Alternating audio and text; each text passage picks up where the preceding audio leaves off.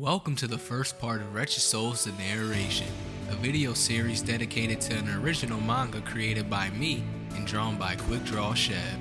For those who have yet to read our manga, Wretched Souls follows the tale of a human boy by the name of Kaito, who lives in a world filled with many different creatures and species from various mythos.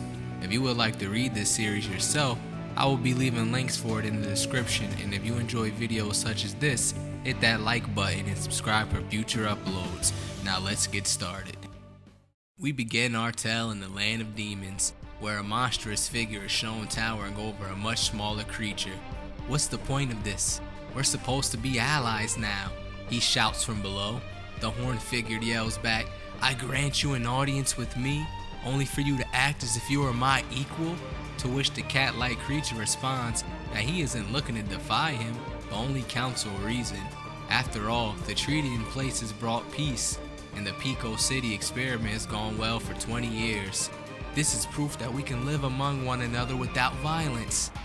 Hearing enough from the cat, he smashes him out in anger.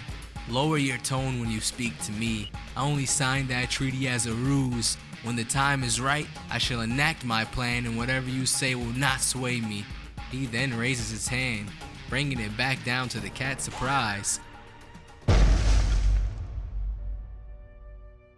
We are then brought to a classroom, where a student named Kaito is shown to be woken up from a nap by his teacher. She's shown flying as she tells him, please wake up. She then points out that he sleeps in class every single day, and that this isn't a bedroom. If he desires to sleep so badly, then why not just stay home? Kaito replies that his mother isn't so understanding. Suddenly, the bell signifying the end of class rings, ending their conversation. Looks like you woke me up just in time. Thanks, Sensei, Kaito says as he heads out the classroom. As he exits, he's greeted by another student, whose attempt at spooking Kaito falls short. You're no fun, she says while hovering. Kaito then leans over to take a peek under her jacket, remarking that she is really grown. But Akiko summons a giant hand using her magic and sends Kaito flying with a slap. I've known you since we were kids, and I can't recall when it was you became such a perv. As Kaito sits rubbing his head, he comments that the fairies have really been abusing him left and right today. He then turns his head to a nearby sound, as another student by the name of Haru is shown training. I guess I'll start trying now, he says as his sparring partner charges him. He grins while thrusting his weapon repeatedly, stopping his opponent in his tracks. That was a pretty good workout. As he takes a moment to revel at his skill, Akiko comes floating in. That's a bit too much, don't you think, brother? She says while Kaito waves from behind.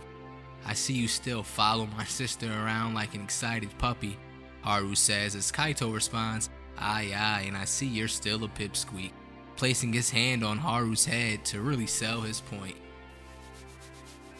Haru tells him that he's tall by fairy standards, while Kaito jokes that he can't hear him from down below. They continue to bark at one another, much to the annoyance of Akiko, who stops their argument by pulling both of their ears, at which point she tells them that they are both being childish. They used to be best friends and even rivals. Now all they can do is argue every time they're in the same room. Haru slaps Akiko's hand away, as if he could be my rival. I am a prodigy. He is a human. There isn't a damn thing special about him. Kaito then turns, leaving the training area as both Haru and Akiko look on. Next we head to Pico City, where the sun is shown smiling above. Kaito walks through the area with plans of heading home. As he turns to take a shortcut, he notices what looks like a small cat lying on the ground. It doesn't look like you have much longer. All I can do is sit here and wait for the end with you. I know it isn't much, but at least you won't have to die alone. But while he sits, he hears the words thank you, which catches him by surprise. A talking cat? He says, to which the small creature replies that he's in fact a demon. Kaito thinks to himself, things just seem to get weirder and weirder, but questions what exactly a dying demon is doing in Pico City. I don't know. My memory is hazy, the demon replies. Kaito then asks him why he doesn't try to take the body of someone else, to which the demon replies, I've no desire to steal the body of another by force. I've always sought peace with other races. Kaito then says, "What if I offered mine?"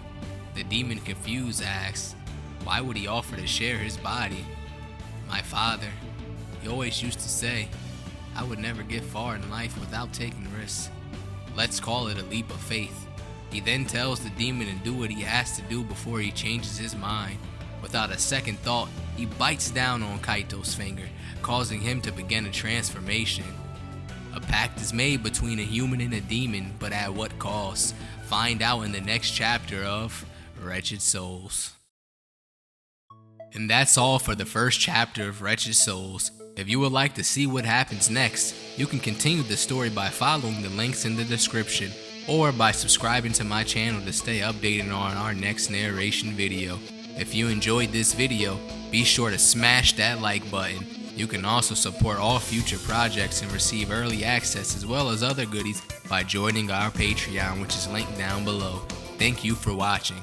Until next time.